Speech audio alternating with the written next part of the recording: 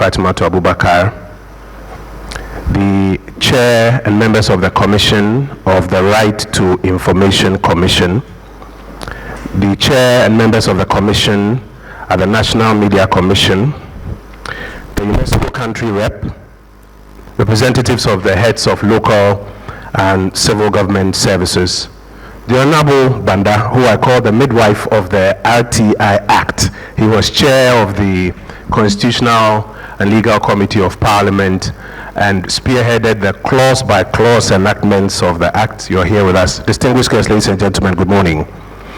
I want to start by thanking you for attending upon our invitation to this maiden end-of-year public forum on the implementation of the RTI Act. You may by now be aware that the implementation of the RTI Act is one of our cherished obligations at the Ministry of Information. It is our expectation that in addition to the many steps, as Samson mentioned, that we have taken to make this act serve our democracy well, this annual forum will generate lessons to support effective implementation in the ensuing years. For those who may not be familiar with the subject matter, permit me to first give a quick background to the RTI Act. The journey to pass the right to information law in Ghana lasted over 2 decades. The initial draft of the RTI was promoted in 1999 by the Institute of Economic Affairs, the IEA, to lay out the procedures by which persons could access the right to information guaranteed under Article 21(1)(f) of the Constitution 1992. It was not the RTI Act that gave us the right to information. The Constitution is the one that gave us the right to information. The Act was designed to provide the procedure for accessing this right and related matters. It's also worth mentioning that the law grants the public access to information generated and held by public institutions subject to exemptions that are necessary in a democratic society. The enactment of Act 989 in Ghana has been rightly considered as one of the most recent boosts to our democratic credentials as a nation. It sets an unprecedented framework that gives all persons the path to seek and receive non-exempt information held by public institutions which had hitherto remained suppressed in the dusty files of bureaucrats under the garb of official secrecy and confidentiality. As we gather here this morning, we are not just reflecting on any ordinary piece of legislation. We are examining how we have fared in implementing a pivotal stride towards a more accountable and democratic Ghana.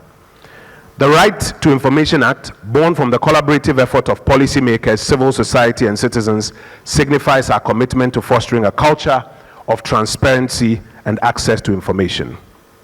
Now, as my colleague Samson mentioned, in the last quarter of 2022, the Ministry of Information commissioned research to document the processes leading to the passage, implementation, and enforcement of Act 989.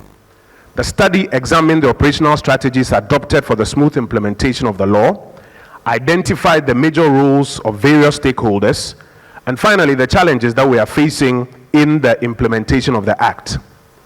The primary technique of inquiry was in-depth interviews using a purposive sampling technique. The study also relied on secondary data available in the public institutions that led to the implementation of Act 989. These include letters, roadmap reports, annual reports, training reports, mystery shopping, among others. I shall be referring to some of the findings of this research in my remarks this morning. First, features at introduction and passage stage of the RTI Act in Ghana. And there were 2 main features that our research identified. A, the unrelenting role of civil society organizations, media, and academia. And B, political will or the lack of it. Now, the first point to note is that the bill itself was crafted by civil society organizations. As I mentioned, the IEA in 1999 led the first drafting of the bill. It took the incessant advocacy, the occasional public protests, and pressure from a sophisticated network of CSOs with a strong interest in transparency and accountability to ensure that despite the dilly-dallying by successive political administrations, the RTI bill did not die. For instance, the RTI coalition embarked on public awareness campaigns, media engagements, lobbying, research and advocacy activities, persisting and modifying its strategies along the way to suit the conditions of each period during the struggle for an effective RTI law. And you'll find this in a publication of the Commonwealth Human Rights Initiative of 2019. The coalition also organized a series of news conferences, workshops and strategic meetings across the country and leveraged the significance of 28th September each year to push the agenda forward. And for those who are not familiar with it, 28th September is a right to know day. The media ensured that presidential candidates were quizzed always about the RTI bill, generating a social contract between them and the people if elected. But despite these, it took over 20 years to have the bill passed into law. It is tried knowledge, colleagues, that without the unrelenting pressure from CSOs, media and academia, the RTI bill will most likely not have been passed into law. The role of CSOs, academia and media at this point of implementation is a matter that I hope we will examine today. Let me speak about political will or the lack of it. Political will or the lack of it affected the long journey of the bill in the wilderness. Despite the aforementioned pressure from CSOs, media and academia, successive political administrations from 1999 appeared reluctant to pass the bill. Indeed, by 2007, when I joined media practice, it was a widely held view that the political class lacked the will to pass the bill. And even if they mustered the will to pass the bill, they would not be able to implement it effectively.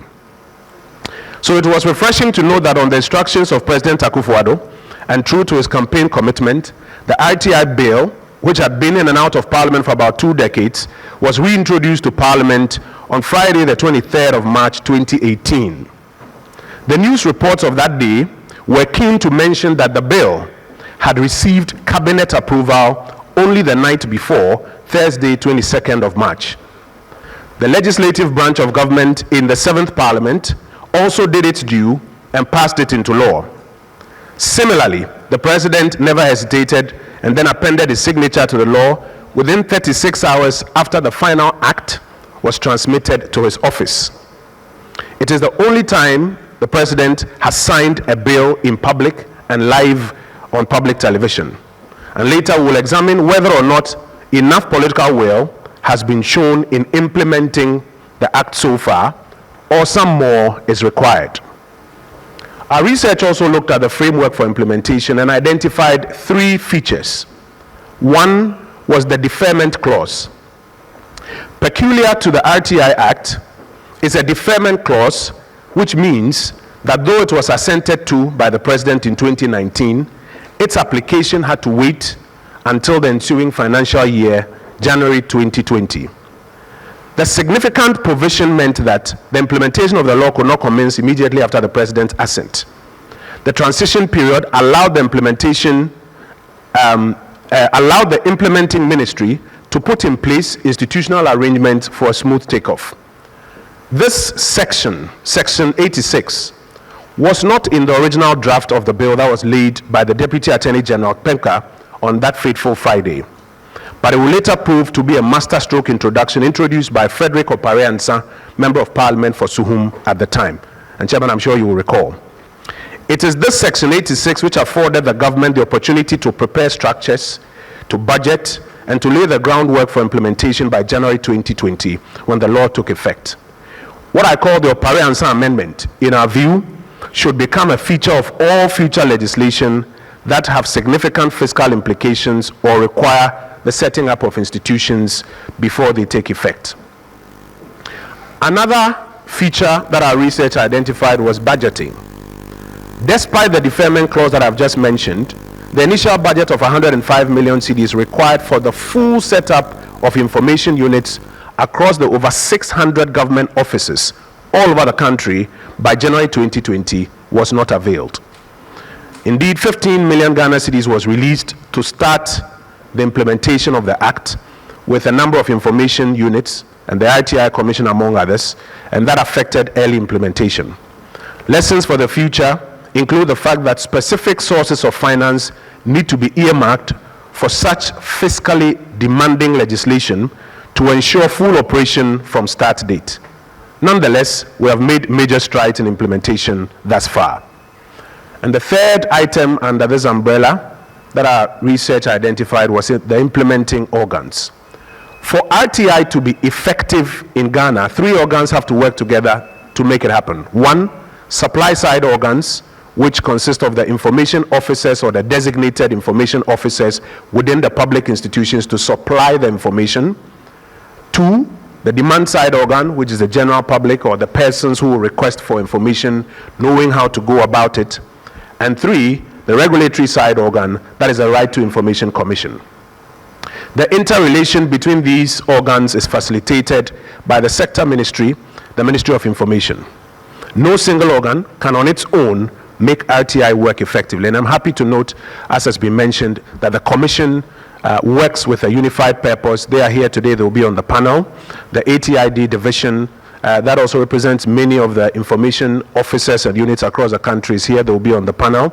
And practitioners who have also had the opportunity to use the RTI Act, including the Media Foundation for West Africa and academic institutions are also here. They will also be on the panel to give us their feedback to help us improve in subsequent years. Now, let me briefly speak about supply side. Effective implementation of the RTI law in Ghana called for a specific set of activities to be put in place to ensure that delivery could be facilitated. And we started off by conducting a series of consultations with various stakeholders on the implementation. Representatives from institutions including Parliament, the Right to Information Coalition itself, development partners, etc., were invited to help us draw a roadmap to implementation. Chief directors of MMDAs, regional coordinating councils were also engaged to assist in developing a roadmap that will also ensure compliance with the Data Protection Act. A clear roadmap was developed to ensure that by 1st January 2020, we will be ready, resources allowing, to implement. Ensuring fidelity to the implementation roadmap, the Ministry of Information through the ATI division requested all chief directors and heads of local government and civil service institutions to nominate officers as designated RTI officers and record officers to assist in the implementation of the Act.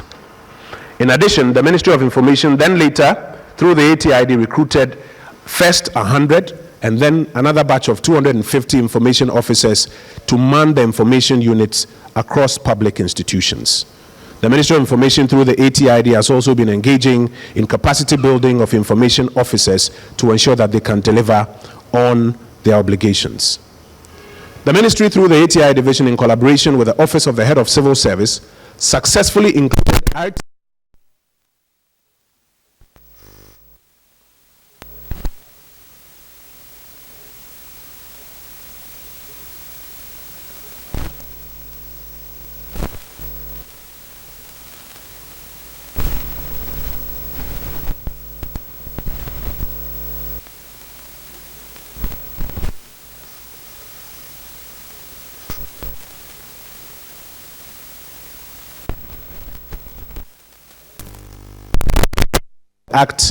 has been done to ensure that public education is upped so that demand is in compliance with the Act. The RTI Commission has been leading in a lot of public education campaigns, assisted by civil society and the ATID as well. And speaking of the RTI Commission, let me give some more details about the work they've been doing on the regulatory side. Number one is securing the prosecutorial mandate from the Attorney General of the Republic. In addition to all that they have done, one of the things that we're excited about is that they have secured the executive instrument that is now being conferred on them, giving them prosecutorial powers in accordance with Section 56 of Act 30 and Article 88(4) of the Constitution 1992. This follows the October 2022 inauguration of the Governing Board of the Right to Information Commission, which has since recruited 120 staff and is performing various responsibilities. It serves as a measure to help strengthen enforcement undertaken by the Commission. In accordance with EI 378, the Commission has the power to and has commenced the prosecution of offenses under the RTI Act. They've also been conducting compliance surveys, and for example, in 2022, the surveys of 149 public institutions proved that 51 of the 149 institutions were found to be non-compliant, representing about 34.2% of institutions monitored. The Commission recorded 98 out of the 149 monitored institutions as compliant, representing about 65%. So we are not there yet. There's still a lot more to be done. For the institutions deemed non-compliant, limited knowledge of the Act was identified as a contributing factor. And as I'm sure they would explain today, a lot of work is being done on sensitization within these public institutions. They've also been making determinations of review applications. 95 applications for review were filed with the Commission prior to the end of 2022. 27 of the total applications went through the full process and determinations were made by the Commission. 31 were settled through alternative dispute resolution means, and 27 of the applications remained at different stages of review as at the time we presented the 2022 report to Parliament.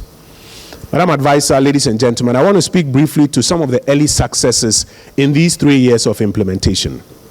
One, today we have established nearly 500 information units in public institutions across this country from January 2020, since the law started its full rollout. And that ensures that in at least these public institutions, there is a trained information officer who can respond to information requests as they come. And I think we should give a big round of applause to the Commission and to the ATID for coming this far in these 3 years. Additionally, regular training, sensitization, and capacity enhancement of public institutions has ensured an appreciable level of understanding and compliance even in these early years. Number 3, as at the end of 2022, over 1,000 requests for information had been received across the various public institutions, and the overwhelming majority of them had been granted, showing that the implementation is seeing an uptick. Number 4, public education and sensitization is also on the rise, following several campaigns and public fora by the RTI Commission, the ATID, civil society groups, and other institutions. And it's my expectation that even today's public forum will add to a furtherance of public awareness. Number 5, the quick setup of the RTI Commission and its effectiveness in resolving complaints is a major point of success for us. The political will that was demonstrated in the passage of the Act has been enhanced by our commitment not to shield any public institution or officer who fails to comply. Today, the RTIC has even received, as I mentioned, prosecutorial powers and has commenced prosecution for offenses under the Act, regardless of whose ox is gored. Number 6, the RTI Commission has also set up offices now in Kumasi and Sunyani to ensure that operations reach the middle belt of the country. Earlier this week, I gave instructions for an office to be availed to the Commission in Bolgatanga to set up another of its, what I call, forward operating bases there. And we are looking to open yet another office in Takrady in the medium term to ensure that the Commission has offices all over the country to deliver fully on Act 989. The Access to Information Division of the Information Services Department, in consultation with the RTI Commission, has successfully developed an online records management system, and that's a 7th success for us, which will enable applicants to apply for information online, aid information officers in keeping accurate records, and improve application response times. This unique platform, which has been developed in accordance with Section 18 of the RTI Act, will not only digitize the application process and processing of RTI requests, but will also transform records management across public institutions in the country. The ORMS is expected to be in full operation in 2024. Madam Advisor, permit me briefly to speak to challenges that we are facing.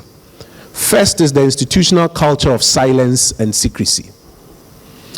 The behavioral change challenge affects public institutions' full embrace of the law, as they are used to working within a culture of secrecy. The RTI law is vital in providing legal background for individuals, journalists, students, etc., to exercise their right to access information. However, the challenge of the ignorance of the law, and sometimes in particular the deliberate refusal by public agencies to provide information because they feel it might embarrass them is leading to difficulties in implementation at some point. And it's because in many places, people still want to treat information on a need-to-know basis. We would like to serve notice, and notice is hereby served, that under Act 989 and in accordance with Article 21(1)(f), information is no longer a matter that people must get access to on a need-to-know basis. It is a right, and a procedure has been provided. Make it available. Another challenge that we are facing is the delay in the passage of the legislative instrument. It's a crucial accompaniment to the Act, and it provides details about the nuances of the Act and facilitates its implementation. Without the LI, certain aspects of the law are still difficult to implement. The absence of the LI has led to some challenges in some areas, as the ambiguities in some parts of the law regarding, for example, the number of days in processing the initial information request, or even the period within which reviews by the Commission should be responded to, are matters that are yet to be sorted out. A lot of work has been done by the Commission, I must say. A lot of stakeholder engagement has taken place, because we would rather take our time and get it right than rush and get it wrong. And we are hopeful that the LI will be laid at the next meeting of Parliament. A third challenge, Madam Advisor, that we have faced is the public records keeping and digitization. Remember, the law deals with information that is available. So where there's poor public record keeping, a lot of public officers can take convenience in saying that the information is simply not what? Available. It has become a challenge in the implementation of the law in some areas. And that is why the ministry, working through the ATID and in consultation with the ITI Commission, is putting in place measures to address this issue using technology. And finally, the challenge of resource constraints. We've still not been able to roll out fully all the information units across all public institutions, and we've still not been able to populate all public institutions with information officers because of the obvious resource constraints. And those are matters that I would not belabor. For next steps, we are working, as I mentioned earlier, to lay the LI in Parliament at its next meeting. We are also working towards the full utilization of the online records management system from 2024. And thirdly, we look forward to populating more public institutions with fully functional information units to allow for effective operations of the Act across all of government in the shortest possible time.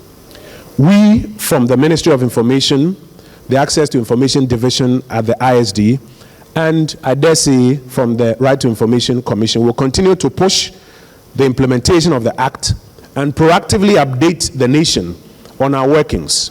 And we look forward to the partnership of all stakeholders in this endeavor. The discussions and lessons that you share with us today will go a long way to add to what we have already learned from our research, so that we can improve next year and the coming years in our implementation of the Act. I wish you fruitful deliberations, and I thank you for your attention.